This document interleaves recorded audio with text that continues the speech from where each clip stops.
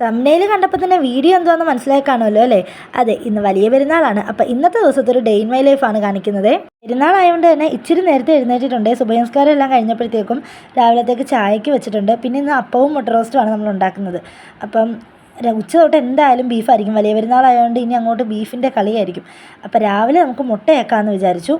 റോസ്റ്റിനുള്ള സവോളയാണ് ഇപ്പോൾ അരിഞ്ഞുകൊണ്ടിരിക്കുന്നത്. മുട്ട ഞാൻ ആദ്യം തന്നെ വെള്ളത്തിലിട്ടുണ്ടായിരുന്നു പുഴുങ്ങാനായിട്ട്. സവാളയും ഉള്ളിയും വെളുത്തുള്ളിയും ഇഞ്ചിയും എല്ലാം ഇന്നലെ തന്നെ തൊലിയൊക്കെ ഒലിച്ച് മാറ്റി വെച്ചിട്ടുണ്ടായിരുന്നുകൊണ്ട് തന്നെ രാവിലെ പെട്ടെന്നായിരുന്നു എടുത്ത് അരിയാനായിട്ട്.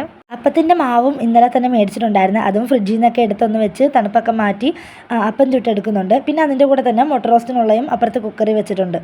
കുക്കറിൽ വെച്ചാലും എനിക്ക് സവോളയൊക്കെ നന്നായിട്ട് വഴന്ന് ഒതുങ്ങി വന്നിട്ട് ഞാൻ മസാലയൊക്കെ ഇട്ടിട്ട് കുക്കറിൽ വിസിലടിക്കാൻ വെക്കത്തുള്ളൂ. അല്ലെങ്കിൽ ഒരുമാതിരി വെളുത്ത് ഇങ്ങനെ ഇരിക്കും.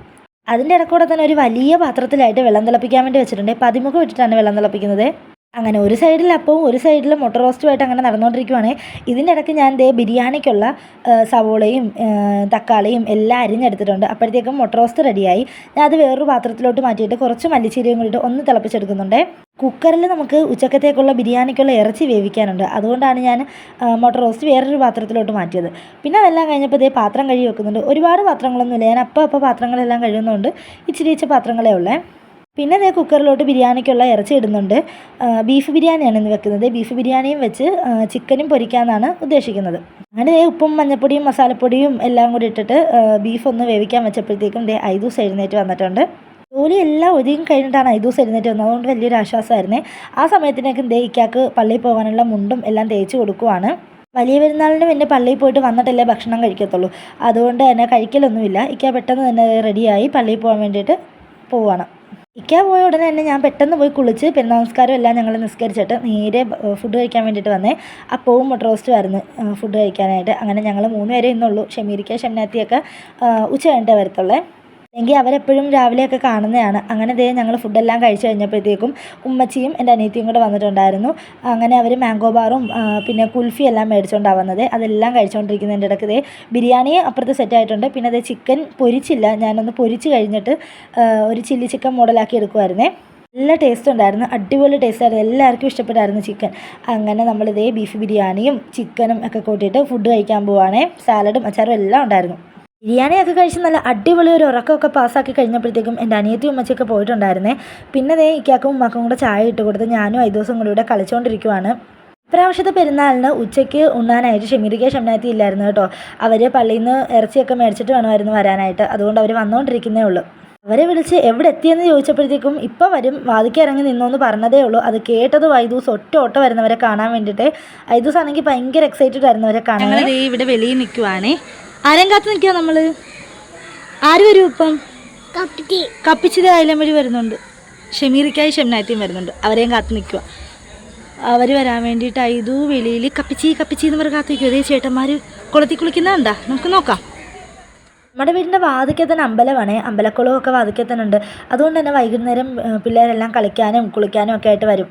അങ്ങനെ പിള്ളേർ കുളിക്കുന്നതൊക്കെ നോക്കി നിന്നപ്പോഴത്തേക്കിൻ്റെ അവരുടെ കാർ അവിടെ നിന്ന് വരുന്നുണ്ട്. അത് കണ്ടതിൻ്റെ സന്തോഷമാണ് ഇപ്പോൾ ഐദൂൻ്റെ മുഖത്ത് കാണുന്നത്. ഐദൂസിനാണെങ്കിൽ ഇവരെ കാണാൻ ഭയങ്കര ഇഷ്ടമാണ്. ഇവരോട് എവിടെ വേണേലും പൊക്കോളും. ഇവർ വീട്ടിൽ വന്നിട്ട് പോയാൽ ഭയങ്കര ബഹളമാണ് ഇവരോട് പോകാൻ വേണ്ടിയിട്ട്. കയ്യിൽ ഒരു മിഠായിയൊക്കെ ഉണ്ടായിരുന്നു. അതൊക്കെ കണ്ടതിൻ്റെ സന്തോഷമാണ്. അപ്പം ഞാൻ അവർക്ക് കറി കാച്ചിതെടുക്കുവാണ്. ഇത് ഉമ്മച്ചി വന്നപ്പോൾ കൊണ്ടുവന്നതാണ് ഉണ്ടാക്കിയിട്ട്. അപ്പം അത് അവർക്ക് ഭയങ്കര ഇഷ്ടമാണ്. അങ്ങനെ അതും കൊണ്ട് കൊടുത്തപ്പോഴത്തേക്കും അവർ നമുക്ക് എല്ലാവർക്കും ഡ്രസ്സൊക്കെ എടുത്തുകൊണ്ടാണ് വന്നത്. പെരുന്നാളിൻ്റെ ഡ്രസ്സ്. അങ്ങനെ ഉടുപ്പെല്ലാം എല്ലാവർക്കും വിധിച്ചൊക്കെ തന്നു. ഇതാണ് എൻ്റെ ഡ്രസ്സ്. എനിക്ക് ഭയങ്കര ഇഷ്ടപ്പെട്ടു. അങ്ങനെ ഉടുപ്പെല്ലാം നോക്കി കഴിഞ്ഞപ്പോഴത്തേക്കും അവർക്ക് പെരുന്നാൾ ബിരിയാണി കൊടുത്തേ. അങ്ങനെ അവർ ഫുഡെല്ലാം കഴിച്ച് കഴിഞ്ഞ് നമ്മളൊരു രാത്രി ആയപ്പോഴത്തേക്കും ബീച്ചിൽ പോകാൻ വേണ്ടിയിട്ട് ഇറങ്ങിയതാണ്. ഞാൻ അവർ കൊണ്ടുവന്ന ഡ്രസ്സ് തന്നെയാണ് ഇട്ടത്. എനിക്ക് ഭയങ്കര ഇഷ്ടപ്പെട്ടേ. നല്ല രസമില്ലേ കാണാൻ? ഈ ഉടുപ്പ് എനിക്ക് ഇട്ടിട്ട് ചേരുന്നുണ്ടെങ്കിൽ ഒന്ന് കമൻറ്റ് ചെയ്തേക്കണേ. അപ്പോൾ ഞങ്ങളെല്ലാവരും പോകാൻ വേണ്ടിയിട്ട് റെഡിയായി നിൽക്കുവാണേ. സാധാരണ ഞങ്ങളൊരു 4 മണി ആ സമയത്തൊക്കെയാണ് ബീച്ചിൽ പോകുന്നത്. പക്ഷേ ഇവരിപ്പോൾ വരാൻ താമസിച്ചുകൊണ്ടാണ് നമ്മൾ ഈ ഒരു സമയത്ത് പോണത്. ആ ഒരു സമയത്ത് ചെന്നിട്ടും അത്യാവശ്യം ആൾക്കാരൊക്കെ ഉണ്ടായിരുന്നു. പിന്നെ നമ്മൾ നേരെ ബജിയുടെ സെക്ഷനിലോട്ടാണ് പോയത്. അത് പിന്നെ അങ്ങനെ ആണല്ലോ. അങ്ങനെ നമ്മൾ കുറേ ബജികളും കാര്യങ്ങളും കുറേ സാധനങ്ങളൊക്കെ ഉണ്ടായിരുന്നു. ഇവിടെ ഞണ്ടിൻ്റെ മീറ്റ് മാത്രമുള്ള ഫ്രൈയും അങ്ങനെയൊക്കെ കുറേ സംഭവങ്ങളൊക്കെ ഉണ്ടായിരുന്നു. പക്ഷെ നമ്മളതൊന്നും മേടിച്ചില്ല.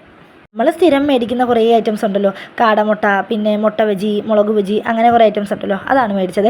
പിന്നെ ഐദൂസ് ഈ ഒരു ബൂസ്റ്റ് വേണമെന്ന് പറഞ്ഞാൽ ഭയങ്കര ബഹളമായിരുന്നേ. അങ്ങനെ ഐദൂസിനൊരു ബൂസ്റ്റ് മേടിച്ച് കൊടുത്തൊരു പാത്രത്തിൽ കൊടുത്തിട്ടുണ്ടായിരുന്നേ.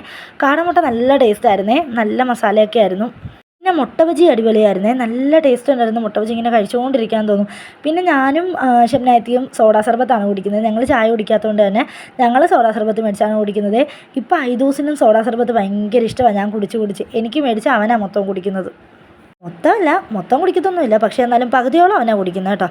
അങ്ങനെ ഞങ്ങൾ ബജിയെല്ലാം കഴിച്ചിങ്ങനെ ഇറങ്ങിയപ്പോഴത്തേക്കും കുറേ പിള്ളേർ ബോളൊക്കെ കളിക്കുന്നുണ്ടായിരുന്നേ.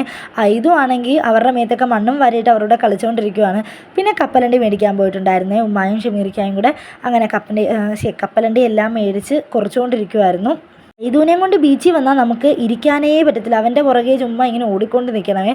പക്ഷേ ഇപ്രാവശ്യം അവൻ അങ്ങനെ ഓടിക്കളിച്ചൊന്നുമില്ല. നമ്മൾ സംസാരിച്ചുകൊണ്ടൊക്കെ ഇരിക്കുമ്പോഴത്തേക്കും മണ്ണ് വാരി പുറകിൽ നിന്ന് വന്നിടുമായിരുന്നു. എനിക്കാണെങ്കിൽ ഈ മണ്ണ് എൻ്റെ കാലിലും കയ്യിലൊക്കെ പറ്റുന്ന എന്തോ പോലാണ്. ഈ മണ്ണ് വാരി എറിയൽ തുടങ്ങി വെച്ച ഐദു ആണെങ്കിലും അവസാനിച്ചത് ഇവർ രണ്ടുപേരിലുമാണേ.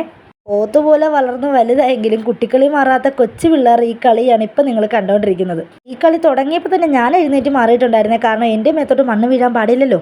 കറക്റ്റ് സമയത്ത് തന്നെ എനിക്ക് വീഡിയോ ഷൂട്ട് ചെയ്യാനും തോന്നി.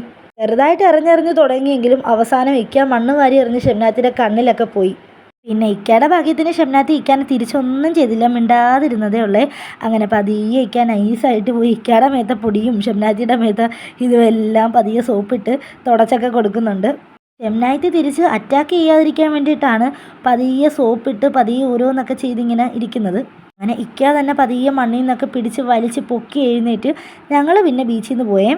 ഞങ്ങൾ മിക്കപ്പോഴും പോകുന്നൊരു തട്ടുകടയുണ്ട്, അവിടുന്ന് ഫുഡ് കഴിക്കാമെന്നും പറഞ്ഞുകൊണ്ടാണ് നമ്മളിപ്പോൾ പോകുന്നത്. അവിടെ നല്ല അടിപൊളി കപ്പയും കക്കറച്ചിയൊക്കെ കിട്ടുവേ. പക്ഷേ നമ്മൾ അവിടെ ചെന്നപ്പോഴുണ്ട് ആ കടയിൽ നിന്നില്ല. പെരുന്നാളല്ലേ, പെരുന്നാളായതുകൊണ്ട് ഒട്ടുമിക്ക കടകളും ഇന്ന് അവധിയായിരുന്നേ. പോകുന്ന കടയിലെല്ലാം ഒന്നെങ്കിൽ ഫുഡ് തീരും അല്ലെങ്കിൽ ഭയങ്കര തിരക്കായിരിക്കും. നമ്മൾ അത്യാവശ്യം താമസിച്ചാണ് ബീച്ചിൽ നിന്ന് ഇറങ്ങിയത്. ഒരു 10-10:30 സമയത്താണ് ഇറങ്ങിയത്. ഫുഡ് തപ്പി ക്ഷീണിച്ചപ്പോഴത്തേക്കും ന്യൂട്രൈസിൽ നിന്ന് കുറച്ച് കോലൈസ് മേടിച്ച് ഷമീർക്ക് ഞങ്ങൾക്ക് എല്ലാവർക്കും താൽക്കാലിക ആശ്വാസത്തിനായിട്ട് തന്നെ. പിന്നെ ദേ ഒരു 12:30 സമയപ്പോഴത്തേക്കും നമ്മൾ ആലപ്പുഴ ബസ് സ്റ്റാൻഡിലെത്തി. അവിടുന്ന് പുട്ടും കടലക്കറിയും കിട്ടി. അവിടെ ഒരു 10-15 മിനിറ്റ് വെയിറ്റ് ചെയ്തിട്ടാണ് നമുക്ക് ഫുഡ് കിട്ടിയത്.